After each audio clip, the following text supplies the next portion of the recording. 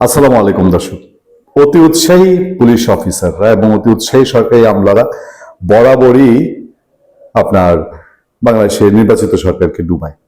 বাংলাদেশে এখন পর্যন্ত বেগম খালেদা জিয়া এবং শেখ হাসিনা যতবার ডুবেছেন তাদের আশেপাশে তৈরি হওয়া চাটুকার শ্রেণী, কিছু অতি উৎসাহী সরকারি অফিসার, তার মধ্যে পুলিশ অফিসার এবং তাদের নির্ভরযোগ্য কিছু গোয়েন্দা সংস্থার উপরে এমন এমন কিছু অদ্ভুতুরে গোয়েন্দা রিপোর্ট এসব নেত্রীর সামনে তুলে ধরা হতো যে তারা পুরো জাতীয় সিদ্ধান্ত নিতে গিয়ে বিভ্রান্ত হয়ে পড়তেন এবং এর বহু ভুরি প্রমাণ আছে। দুই নির্বাচনও তার প্রমাণ, 2001-এর নির্বাচন, 1996-এর নির্বাচন, তারপর 2008-এর নির্বাচন এবং দেশ পরিচালনা, এসব ক্ষেত্রে এইসব জিনিস সবসময় একটা বাড়তি প্রবলেমের তৈরি করে। বাংলাদেশে আওয়ামী লীগ রাজনীতি করবে কি করবে না এটা নিয়ে যখন প্রসঙ্গত আলোচনা তুঙ্গে এবং আওয়ামী লীগের বিনা বিচারে ডক্টর ইউনূসের আমলে আওয়ামী লীগের বলবো না, আওয়ামী লীগ ট্যাগ দেয়া হাজার হাজার লক্ষ মানুষ জেলে পচে মরছিলেন এবং বিএনপি সরকার ক্ষমতায় নেওয়ার পর যখন একটা ব্রিদিং স্পেস তৈরি হয়েছে, একটা দম ফেলার পরিস্থিতি তৈরি হয়েছে, তখন একেবারে প্রশ্নবিদ্ধ আওয়ামী লীগ নেতা ছাড়া, মানে যাদেরকে সমাজ চেনে যে এরা কালপিট, অন্য স্তরের নেতাকর্মীরা ধাপে ধাপে কিছু কারামুক্ত হতেও শুরু করেছেন। তখন সেই রেঞ্জের ডিআইজির কি মাথায় ঢুকলো? মানে তিনি কাকে দিয়ে উৎসাহিত হলেন? তাকে কি সরকারের পক্ষ থেকে বলা হয়েছে যে আপনি এরকম নির্দেশনা দেন? যদি এটা জঙ্গি দমনে হয়ে থাকে, যদি এটা জেলখানায় এখনো কিছু অবশিষ্ট থাকে, ইউনূস আমলে তো সমস্ত জঙ্গি এবং উগ্রপন্থী লোকজনকে জেল থেকে ছেড়ে দিয়েছে, একটা অবিশ্বাস্য কাণ্ড, একটা দেশ ধ্বংসের জন্য যা করা লাগে ইউনূস সব করেছে। যদি জঙ্গিদের ক্ষেত্রে হয়ে থাকে তাহলে কোনো কথা নেই, কিন্তু এর বাইরে যদি হয়ে থাকে, সমস্ত পত্রপত্রিকায় নিউজ হয়েছে আওয়ামী লীগ নেতাদের জামিন হলেই গ্রেফতারের নির্দেশ। কারণ কি? কার্যক্রম নিষিদ্ধ আওয়ামী লীগের কোন নেতা কর্মী আদালত থেকে জামিন পেলে তাদের পুনরায় অন্য মামলায় গ্রেফতার দেখানোর নির্দেশ দিয়েছে রাজশাহী রেঞ্জ ডিআইজি মোহাম্মদ শাহজাহানের কাছে আমার প্রশ্ন, বাংলাদেশটাকে আইনের শাসন আপনারা প্রতিষ্ঠিত করতে দিবেন না? আপনারা কি মব শাসন আর ডক্টর ইউনূসের সেই আইন আদালতকে একেবারে তুমড়ে মুচড়ে ফেলা, সেটাই চায় মোহাম্মদ শাহজাহান সাহেব? মঙ্গলবার ডিআইজির স্বাক্ষরিত চিঠিতে রেঞ্জের অধীন 8টি জেলা পুলিশ সুপারদের এই নির্দেশ পালনের কথা বলা হয়েছে। মানে এসপি সাহেবদের বলে দেওয়া হয়েছে আওয়ামী লীগের কারো জামিন হলে তাকে শোন অ্যারেস্ট করার জন্য। কাহিনীটা একটু ঘুরিয়ে পেঁচিয়ে কাহিনীটা শুনেন। ডিআইজি মোহাম্মদ শাহজাহান স্বাক্ষরিত ওই চিঠিতে উল্লেখ করা হয়েছে, পরবর্তী নির্দেশ না আসা পর্যন্ত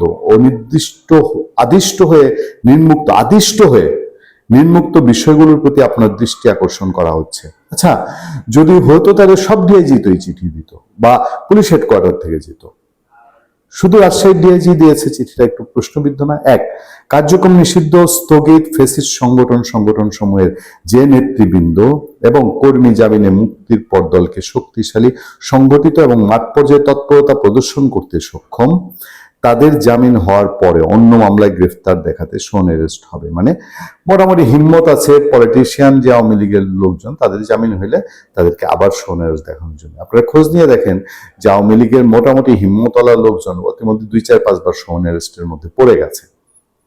আচ্ছা, তাদেরকে শোন অ্যারেস্ট দেখাতে হবে।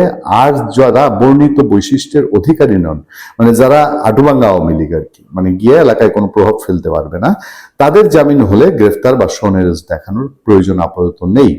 2 নম্বর, তিনি বলছেন প্রোটোকল ও প্রোটেকশন প্রদানের ক্ষেত্রে প্রচলিত আইন ও বিধি অনুসরণ করতে হবে।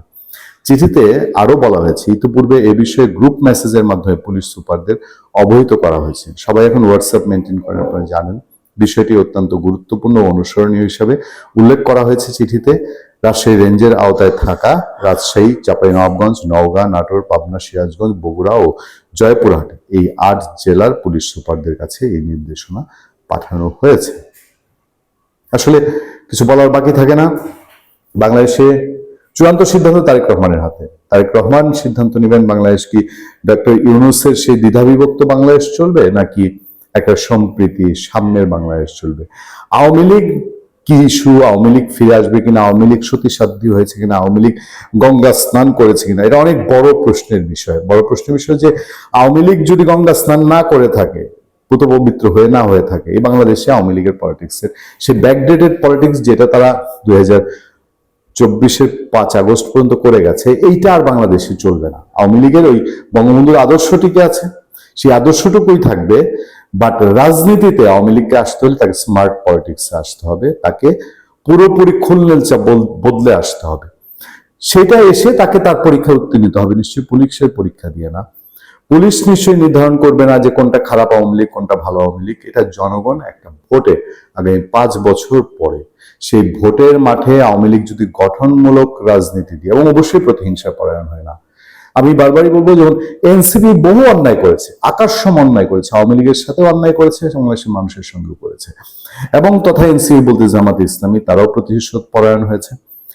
এই ধরনের নোংরামি বেশি যদি পাল্টা প্রতিহিংসার রাজনীতি বাংলাদেশ তৈরি করে, তাহলে আওয়ামী লীগের ভবিষ্যৎ আরো বেশি অন্ধকার হবে।